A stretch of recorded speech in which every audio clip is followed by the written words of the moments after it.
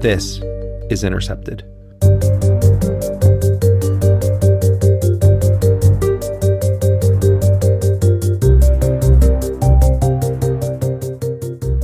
Welcome to Dropsite News. I'm Murtaza Hussain. In early April, President Donald Trump dropped the equivalent of a nuclear bomb on the global economy when he announced new economic tariffs on many countries around the world. The tariffs will increase the cost of importing foreign goods to the United States, including from major trading partners in Asia and Europe.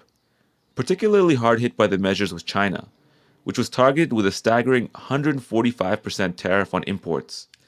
In retaliation, the Chinese have now begun implementing their own measures, tariffing American goods and putting export controls on American companies to prevent them from accessing sensitive technologies and materials. Trump has said in the past that, quote, trade wars are good and easy to win. Overnight, he has now begun one of the largest and riskiest trade wars in modern history. While he has walked back his more ambitious proposal to impose high reciprocal tariff rates on dozens of countries, he has escalated his targeting of China, transforming it into not just an economic rival, but a political and security one as well. The entire world as we know it, based on international trade, finance, and the global export and import of goods and resources, now looks to be in question. The situation is changing by the day, with policy making seemingly being made on the fly by the Trump administration.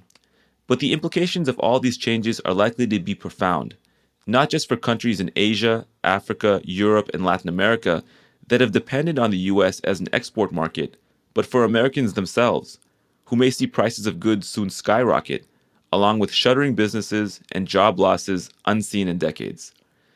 To discuss the brave new world now coming into existence through Trump's tariff policies, we're now joined by Esfandyar Batmanghelidj.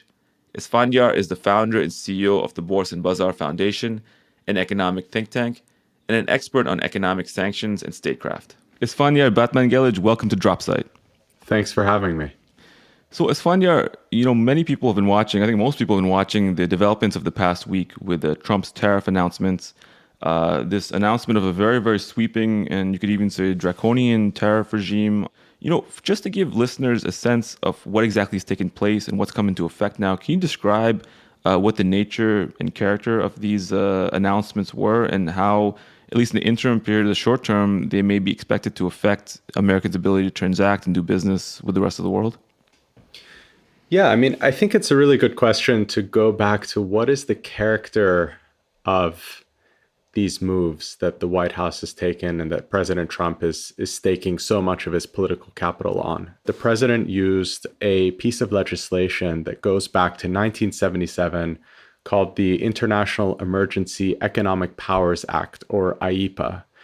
And IEPA is this piece of legislation that we don't often hear about, but for those of us who work on economic statecraft, it's really kind of the most important law within the set of laws that give the executive in the US power over economic policy. And what IEPA essentially does is it allows the president to take extraordinary action in defining economic policy if the president declares that there has been a national emergency. And that's really the key thing here.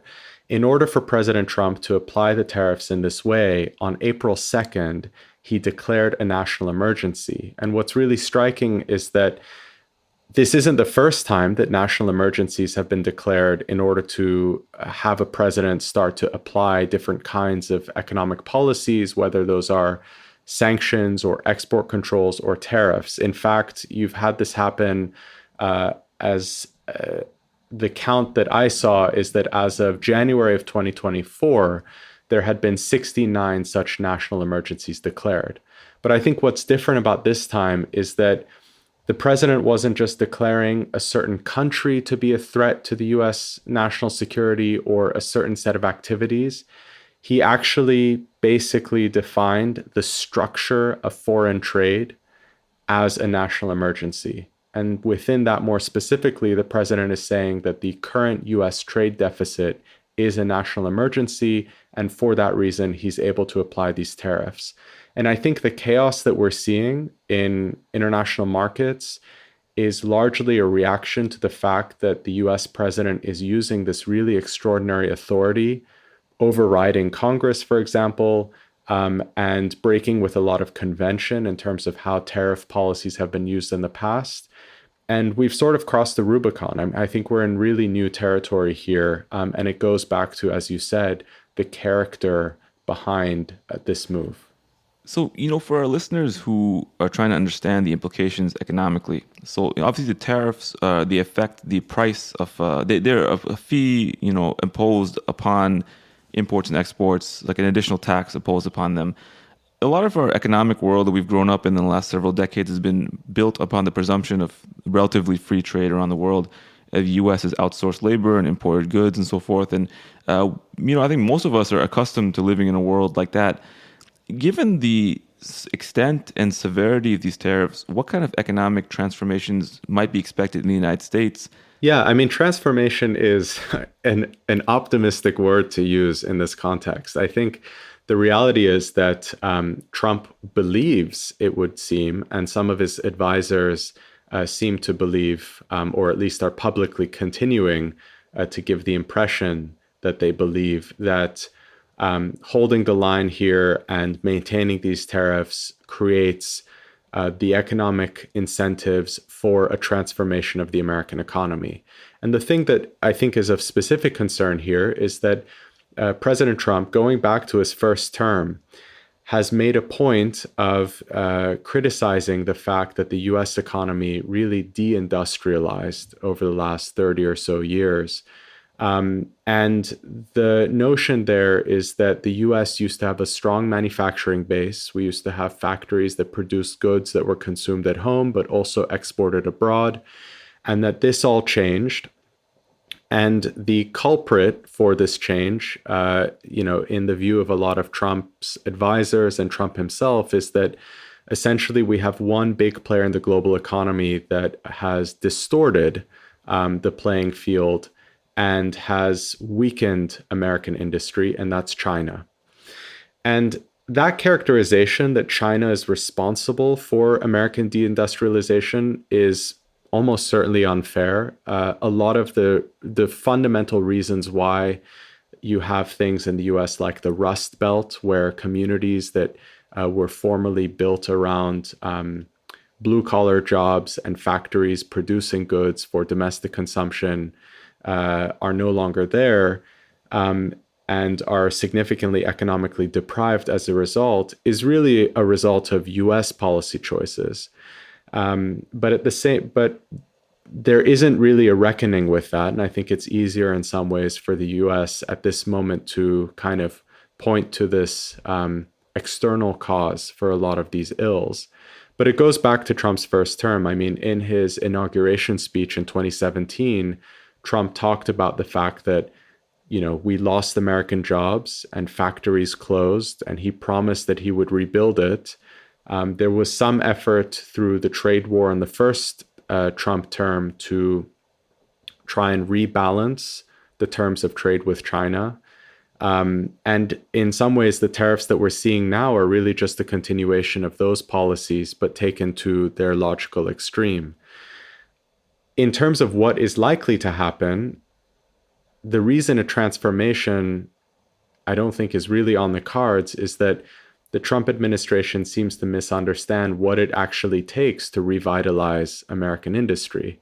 You have to have a stable macroeconomic environment. You have to have reasonable and well thought out industrial policy where the government is using its resources to try and direct investment in the right areas, something the Biden administration tried to do with the Inflation Reduction Act. And maybe even most importantly, you need to basically have the engineering expertise and the technology. And it's not clear how tariffs, which basically just increase the cost of imports, at least in isolation, are going to do any of those things or have a positive impact in any of those areas. One thing I perceive in the Trump administration's manner of discussing this issue and the way they're trying to reindustrialize the United States in a very rapid and abrupt manner through these tariffs is that there's an element of nostalgia in the policymaking and discussions about it. So a lot of this relates back to the role the United States played in the post-war era in the 20th century, in the sense that it was a manufacturing hub of the world. It was a major center of industry and so forth. But the world has changed a lot since that time, just generally. At the end of World War II, obviously Europe was destroyed. Asia was very misgoverned and poor and sort of irrelevant to the global economy in some ways. But that's not the world we live in today. There's tremendous manufacturing, not just in China, but in Vietnam, other places as well too. And even the value-added manufacturing and the ability to design and so forth is disseminated much more broadly than from one country. So, when you mention that they're trying to reindustrialize the United States in this manner, I have a fear, and I'm curious what your take about it is, that the U.S. in trying to do this is chasing a chimerical goal in a sense. And effectively, there's a risk now that through these tariffs and through trying to bully other countries to relocate the United States, albeit in an environment which is very unpredictable, and Trump's behavior has been very unpredictable in this manner, we may end up destroying American industries which do exist right now while failing to reshore significant industries back to the United States for these reasons, because the world is just very different now. And there could be a lot of havoc, actually, and it could end up very poorly. And I think I myself had thought of this, and many others have thought of this, some of the sort of irrational, ideological, economic decisions made in the 20th century by authoritarian regimes, like sudden collectivization and things like that. It seems something like this, the Liberation Day, even the way it's discussed, is very, very starkly ideological. I'm curious of your take of the risks of this to the American economy and also to potentially American social stability if these policies generate a widespread economic destruction, inflation, and so forth. Yeah, I mean, I think that's precisely the risk. I mean, nostalgia is a crazy drug, and it's the nostalgic element of make America great again and kind of this political project that Trump is embarking on. I think MAGA was something that the kind of business and financial community in the United States could sort of live with when it was a slogan that captured a certain kind of political worldview, but was not necessarily a threat to the actual structure of the US economy. But if the idea is that, and I think the comparison to authoritarian rulers in the 20th century is not off base, given that this is an example of extreme use of executive power, really overriding anything that we've seen before in terms of a president unilaterally kind of deciding a new economic policy for the country.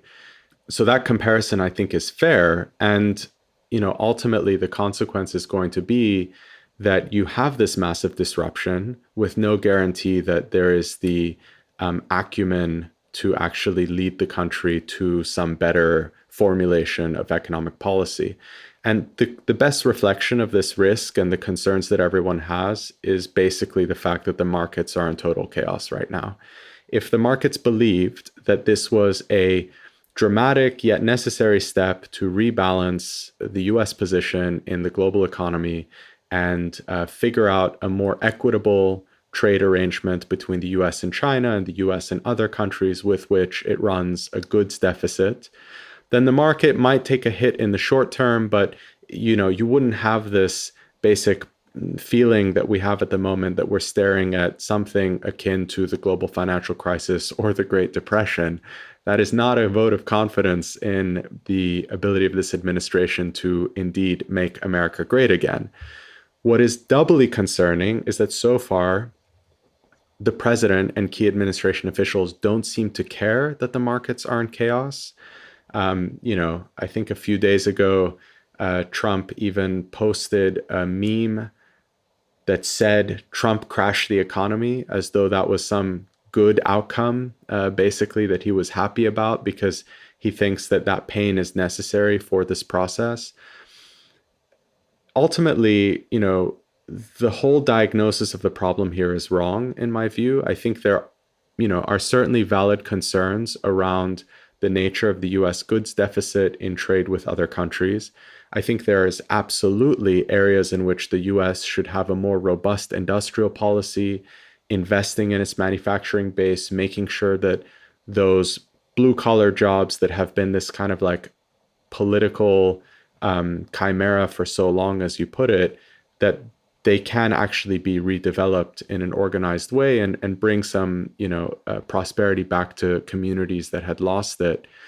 But the notion that tariffs are the pathway here or a broader economic confrontation with China is the solution, I think is totally misguided. And the reality is, and this is the thing that the nostalgia misses, I mean, we had a pretty good thing going with the global economy. It certainly had its problems. In the US, significant economic inequality. Globally, of course, also inequality between the countries that are benefiting from the international economic system and those that are being left behind. But the process of arranging a new economic relationship, particularly between the US and China, where if you imagine going back 30 years ago, China was a poor, economically insignificant country, and the US and to an extent Europe devised a kind of pathway for Chinese development, providing a framework through international organizations like the World Trade Organization and providing investment. So a lot of the investment that went into the first factories that helped China industrialize came from Western companies. That not only led to this tremendous increase in economic welfare in China, but of course it underpinned a lot of economic growth in the United States. And we can have questions about how the benefits of that growth were distributed. But Americans are better off today than there were 30 years ago, broadly speaking. And that's the thing that I think is very much at risk now, whether we lose a lot of that gain in prosperity by undermining the system at large. So one thing which is very, very it's come to my mind, and I'm sure many others as well too, is that the entire part of the purpose of globalization and these economic links between countries which have otherwise political differences or even territorial disputes was that to ameliorate and to reduce the risk of conflict. And the U.S. and China have a great many differences over political issues. They have political systems which are in many ways incompatible, arguably, or make it difficult to at least negotiate certain disputes. But one thing that kept it together and seemed to dissuade the possibility of conflict was the fact that there was economic interlinking between the two countries. Now, this delinking as an idea has been around for a while, and there are prudent reasons to do so. And even Biden and other administrations did pursue that. But it seems like there's a very radical sort of break happening right now too. So China, as you mentioned, is the country which is most affected by these tariffs. The highest level of tariffs have been applied to China. They in turn have retaliated with significant tariffs on American imports and even export controls on American companies, and probably the promises of further retaliatory measures to come. So there's a very, not just delinking happening, but almost a hostility growing between these two major countries, which, largest economies in the world, but also largest militaries, and most powerful militaries, and who have serious differences over Taiwan and South China Sea and so forth. It reminds me almost of, the environment leading up to the world wars, in the sense that there was this a system which existed. It was very fragile, and it sort of was thrown into disequilibrium, and in some cases on purpose by certain leaders, and it had very catastrophic results. I'm curious what you think of the political risks of this very, very rapid tariffing of the world and the declaration of trade war on much of the world, including the fact that the U.S. has also put these tariffs on countries which are technically friendly to the U.S., or even countries which are allied to the U.S. in some way in opposition to China, or at least to contain China as, in the last couple of years. How do you see this kind of in a broader political perspective? It's a really difficult thing to disentangle. I mean, part of the problem with and the challenge with trying to understand the impacts of the new tariff policy is that they're ultimately cross-cutting. So as you point out, it's not just about confronting China, it's also about coercing allies in order to get them to kind of buy into a certain new US-led vision for the global economy. And of course, tariffs are a tax on imports in a way, and that's a very narrow sense of looking at them. But at the end of the day, the manner in which they're being applied, it's, as you put it, I mean, this is really a version of economic warfare that's being expanded upon. And the funny thing is that, it would be easy to look at the chaos that's unfolding and just say, well, this is what we get with Trump in office, and it's sort of his trademark. But the underlying logic here of trying to confront China economically and seeing that as a necessary step to take from a kind of national security strategy standpoint is something that really actually took hold in a more significant way under the Biden administration. So Biden maintained Trump's tariffs on China, the tariffs that he imposed during his first term. And that was most likely a kind of concession to domestic political constituencies that wanted to see an effort to kind of hold China to task for industrial overcapacity or for policies that seem to create an uneven playing field for American manufacturers. But Biden took things a step further, and I think there wasn't as much attention on a lot of these moves as there could have been. But he also used sanctions and export controls as a way to start to tinker at the edges of the Chinese economy in terms of putting up constraints around Chinese economic development. So there was a very important speech that Jake Sullivan, the national security advisor, gave during the administration, the Biden term, where he talked about the need to create a small yard with a high fence. And the idea was that the United States would identify a series of critical technologies, for example, semiconductor technologies, drone technologies, anything with kind of a dual use application, technologies that could also be used in military contexts, and would use measures like export controls to prevent the US and other countries from providing those technologies to China, where either they could be used as simply technologies that are being imported, or more realistically, the technologies would be imported and then China would learn how to build those things themselves. And ultimately, those export controls, I think, changed the tenor of the conversation at a bipartisan level in Washington around what it means to confront China. And the consequence of that was essentially that questions of economic policy, like what should our trade relationship with China look like, became subsidiaries or became subsets of national security decision making. So, I mean, very concretely, if you look at someone like Jake Sullivan, a national security advisor, determining kind of the parameters of acceptable US economic engagement with China, that's an indication that not only is Congress not really involved here, so we're talking about this use of executive authority, but it's also not the Commerce Secretary or the Treasury Secretary that's having this leading voice on these issues. It's being seen as a national security concern. And so when we get to Trump and we talk about something like the trade relationship with China becoming subject to a national emergency declaration, and it's connected back to specific ideas of a threat to US national security, then it becomes a lot harder to disentangle things. So to give one concrete example, there's a lot of concern in Washington over the fact that China has some of the largest shipbuilding capacity in the world. If you're a country and you need to buy a vessel, whether that's an oil tanker or a cargo ship or even a cruise ship, you are likely going to go to China and those shipyards. Now, the concern that exists in the US is that the country with the most shipyards is also able to build the largest naval fleet. And there has been an increase in the size of the Chinese Navy.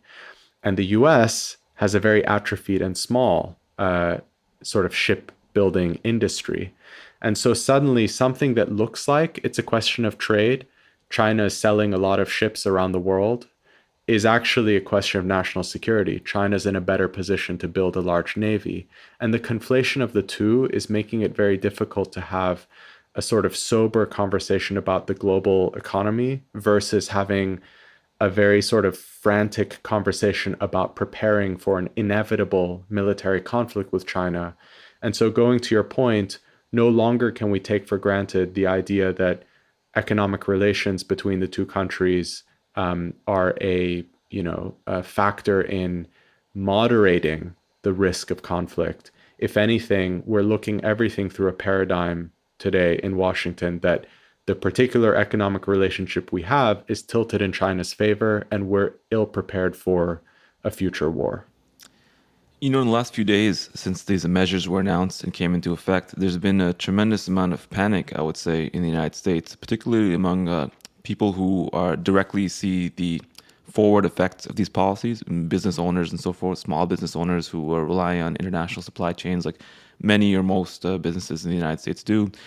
And, even Trump said he had a post on Truth Social telling people not to be panicans. And panican was his version of a new type of American who's panicking over these disruptions. I think that, as of this recording, the impact have not really been felt on ordinary people for the most part. They're still operating under sort of the older paradigm. But, if these measures are not rolled back, very aggressively and very suddenly, it could be expected there'll be very rapid inflation in the United States. There could be business shutdowns and layoffs. There could be disruptions in availability of certain goods that people have gotten accustomed to the availability of. Those things are all very, very likely. And it's not just, as you said, a declaration of trade war on China. It's actually a declaration of trade war on many, many countries around the world, these tariffs. They were a very unforeseen development, including countries which, are traditionally friendly with the United States. It's affected the politics of other countries. Even Canada and places like this, which are very, very close to the United States, have been to discussing and seeking out ways of insulating themselves from these policies and viewing the U.S. as more of a hostile power than a benign one or even a neutral one. I mean, there's an op-ed today in the FT, it's Wednesday, by Elizabeth Warren, basically calling for Congress to take more assertive action to try and actually take back the authority that the president has to apply tariffs of this kind without congressional oversight. So there are things that could be done, legally speaking, to try and make it so that the White House doesn't have this free hand to cause the chaos. But the peculiar thing is, and the thing that people I certainly don't understand, and I haven't seen a good explanation of, is, Trump obviously likes tariffs. He's liked tariffs for a long time. There's videos of him talking about it in like the early 90s and the need to tariff Japan because of their unfriendly practices. But it was always viewed that as unlikely that he would take such a dramatic step precisely because it would hurt ordinary Americans.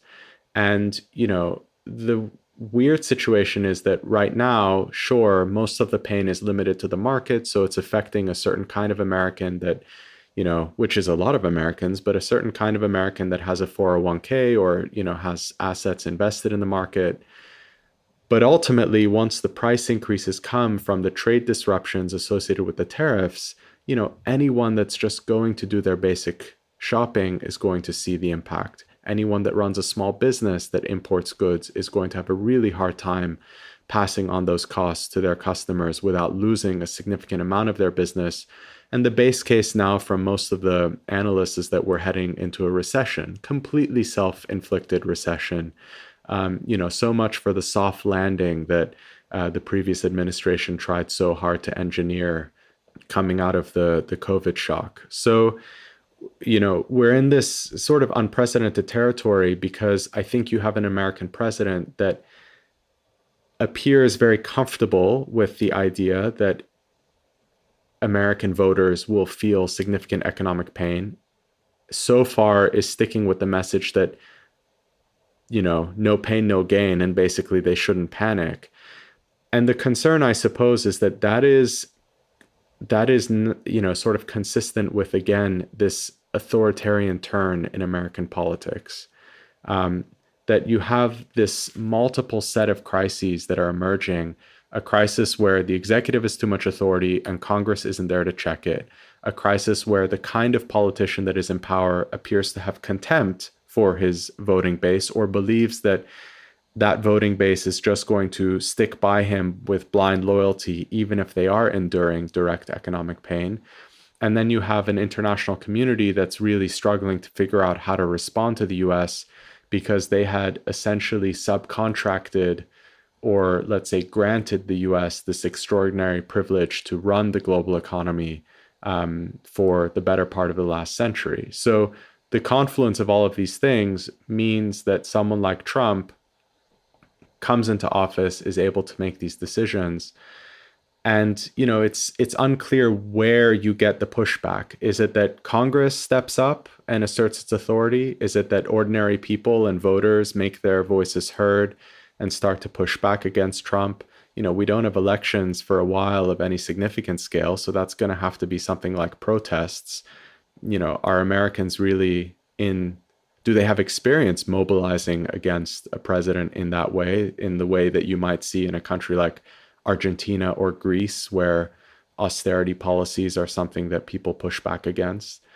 And then finally, what can the international community do to push back against Trump? That's something that, the international community has been unable to kind of push back against US hegemonic power for a very long time in different ways. Is this the thing that they finally get their act together around, particularly allies like Europe that need to sort of counterbalance the US? It's really hard to say. So I think we can see maybe some pushback in all of those areas, but it's difficult to understand if any of them are going to be sufficient, and if we even get significant pushback in the short term, so that Trump maybe has to unring the bell, as you put it. Esfandyar used the term extraordinary privilege, which is a very important term. Usually it's often referred to the use of the dollar as a global reserve currency, the US dollar. And that's something that has been going on for many, many decades. People have been accustomed to a world where dollars are necessary to transact in critical goods and so forth. And now I think that privilege was predicated on the fact that the US would have a relatively stable and predictable and open political and economic system. And because of this authoritarian turn in American politics, which you made reference to, it seems like that may not be the case anymore. And it may seem that the privilege of being, the CEO of the global economy, which the U.S. kind of was, it may be people may want to rescind that privilege or accord that privilege to someone else or to a group of countries and so forth. There are a lot of, mixed, consequences, I would say, of America being in that role. On one hand, there was the ability for free trade to be protected, and certain countries profited from that. Many countries were left behind. And there was also the punitive measures that some countries suffered who fell afoul of the American political system, where they were sanctioned or excluded or suffered very, in some cases, very dire consequences of being on bad terms with Washington. I'm curious how, it's kind of a broad question, but, there's all these different blocks that are forming in the world. There's obviously the EU. There's an attempt to create a BRICS sort of economic bloc, this ASEAN in Southeast Asia. How do you see the rest of the world maybe trying to shift and insulate themselves from this sort of chaos now taking place in Washington? Is it realistic even to do so? And then what do you kind of see, as a corollary to that? What could be the good or bad outcomes in a case where the world is trying to move away from the exorbitant privilege of the US dollar being the sort of final say on economics? So this is really kind of very central to my research over the last decade. I've tried to understand what's the nature of US financial power, and how has that power been used to change the trajectory of different countries economically around the world. And more specifically, I basically study the effects of sanctions on targeted countries. And what you find is that, going back to essentially the 90s, but really starting in the mid 2000s during the War on Terror, the United States developed this extraordinary tool in its ability to leverage sanctions to target different countries and essentially push them onto a different economic path. So countries that had relatively functional and growing economies coming under major US sanctions will find themselves in a period of economic stagnation or outright economic collapse, with really devastating consequences for the people in those countries.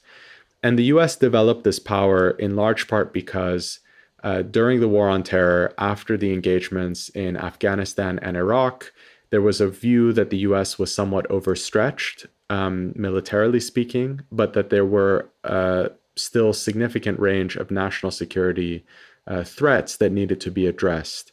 And so the US, when thinking about threats posed by countries like Iran, Libya, Syria, North Korea, Venezuela, and of course, most recently, Russia, began to think that, well, instead of engaging them militarily, what we will do is we will use the fact that these countries are heavily dependent on a global financial system that's underpinned by American banks and that runs on the American dollar.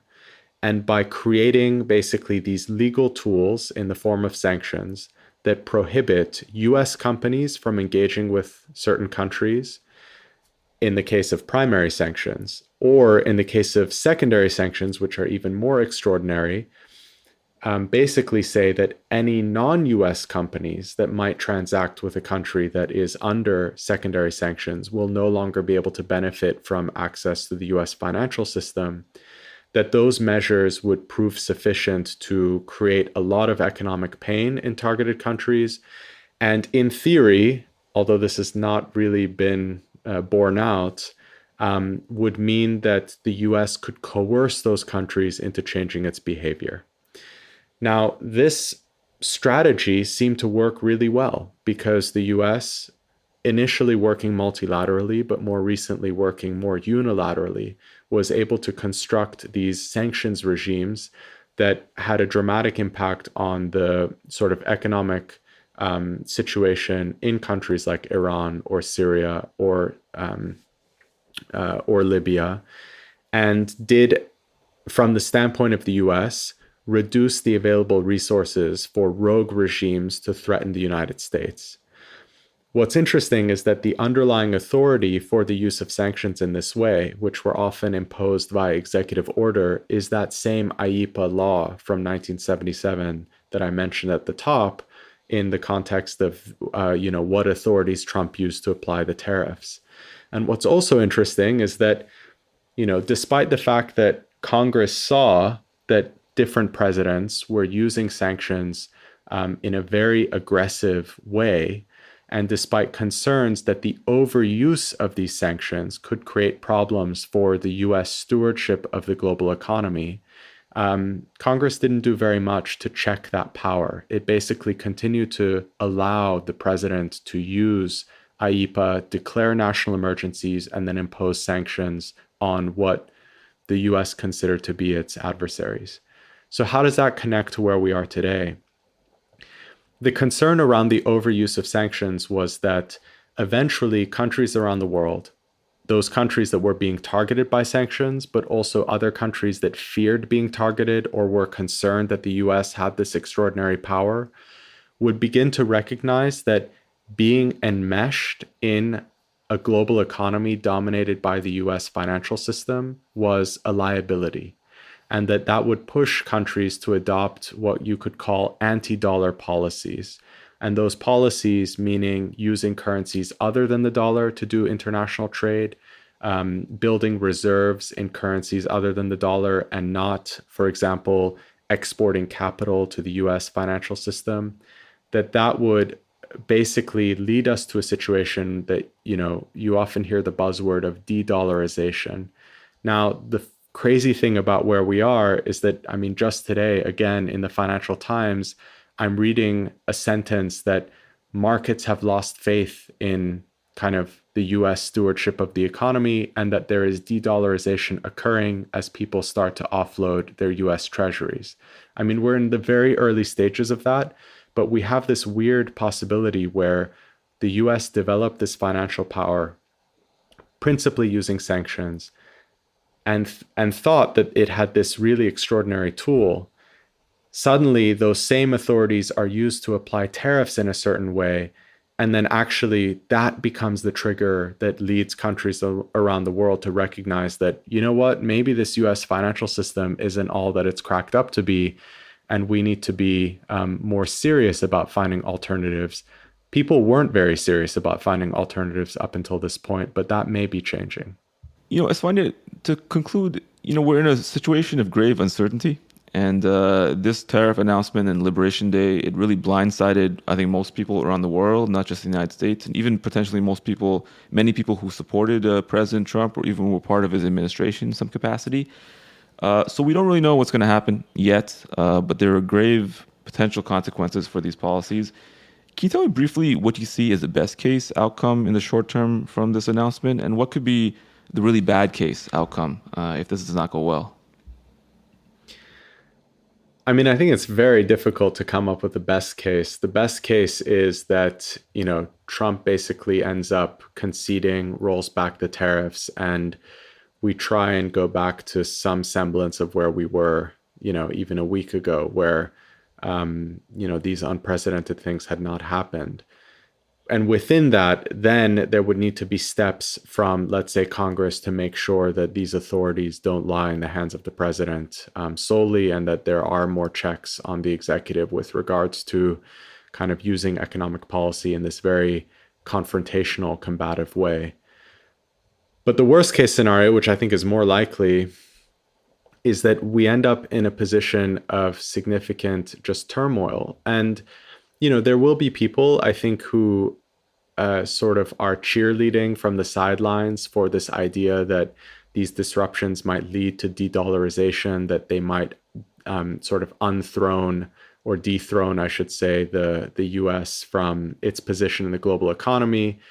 I think there are people who might be happy that at least the neoliberal consensus that has existed for many decades is finally being challenged, whatever the approach might be that the administration is taking. But I think we need to keep sight of what has potentially been lost here. I mean, the first thing is that any deliberate and conscientious attempt to restructure the global economy requires careful, sober, and well-considered leadership. And that is not something this administration appears capable of delivering. And it is not something that the international community can sort of put upon itself as an obligation while it's dealing with this unfolding crisis. It's very hard to think carefully about where we want to take the global economy when we're just trying to put out fires left and right. The other thing that I think is important is that Americans may not realize what it means to suddenly lose credibility in the way that the administration has. Actually, I'll put it this way. And, frankly, being on this show, I think it's important to look at two dimensions of this. I think there was a loss of credibility from the standpoint of, the moral view of national security policy during the Biden administration because of the failures to stop the genocide in Gaza. That loss of credibility in the global South is really hard to overstate. I mean, it's a profound change in the perception of the United States. There has certainly been plenty of skepticism about the US and its intentions for a long time, but I think something dramatic shifted under Biden. What we have with Trump is a kind of corollary when it comes to the economic policy, because for a long time, there was an understanding that whether it was Bush, Obama, Biden, Trump, you could have a US president that, from the standpoint of US national security, was breaking international law, abetting dictators and authoritarians, basically being an overbearing kind of unipolar actor. But at the end of the day, that the US was nonetheless a relatively stable and reliable steward for the global economy, that you could count on the Fed, you could count on the decision makers at Treasury to kind of steer things along, and that the US and the dollar were a safe haven ultimately. The reality is, if you have serious concerns about the ethics of US leadership from a national security dimension, and now you have serious concerns about the credibility of US economic policymaking, the two pillars of US leadership in the international system are both under serious question. And that is, I think, very detrimental to the US having a role in articulating a positive and shared vision for global prosperity moving forward. And it's not just the case that other countries are going to step up and come up with their own vision, because that's an incredibly difficult thing to do. And we seem to forget that the US appears to be a spoiler in any such process. So let's say there is a concerted effort from the European Union and China to figure out a way of creating a global financial system that is not so exposed to the whims of the US president. Well, if the US president realizes that that's the plan on the part of the Europeans and the Chinese, and has already declared the structure of foreign trade to be a national emergency, then it stands to reason that the US president will continue to use coercive and confrontational means to try and prevent that process. So, it's not the case that we are looking at simply other forms of leadership, other structures being developed. We're looking at a situation where so long as the US believes that anything other than US primacy is unacceptable, I should say, they will continue to play the role of a spoiler, and the ensuing chaos, I think, is detrimental for pretty much everyone around the world. So the worst case scenario, unfortunately, I think is more likely precisely because it will be very difficult to unring the bell. And even if there is a walking back from this, rebuilding the trust in US leadership, that would take multiple generations potentially, because of course that trust was built over multiple generations, and it's been thrown away very quickly. Yeah, and to conclude, the historical examples of a power trying to hold on to primacy at a moment where it's losing it by any means necessary has often been very, very unpleasant for the rest of the world and for people in that power. So interesting times, to say the least. Esfandyar Batmanghelidj, thank you so much for joining us in Dropsite. Thanks, Murtaza. I hope we can return to this conversation in like a year's time and laugh about it, and not feel that, it was a real pivotal moment. But I can tell you right now, it feels like it is. Yeah, I hear that as well too. And we will recap this in a year from now, hopefully when everything is still normal, but we'll see. Sounds good. That was Esfandyar Batmanghelidj, the CEO of the Bourse and Bazaar Foundation, an economic think tank. And that does it for this episode. Make sure to follow us on our new podcast feed by searching for Dropsite News wherever you get your podcasts. Also, please do leave us a rating or review. It helps other listeners to find us as well. Our show today was produced by Zach Young. If you want to support our work, you can subscribe to dropsitenews.com. And if you have the funds to do so, please do become a paid subscriber. All of our content is free for anyone, but our paid subscribers are the fuel that keeps our engine running. Make sure to follow us on all social media platforms, and please do share our work. This program was made possible in part by a grant from The Intercept. Thank you so much for listening. Until next time, I'm Murtaza Hussain.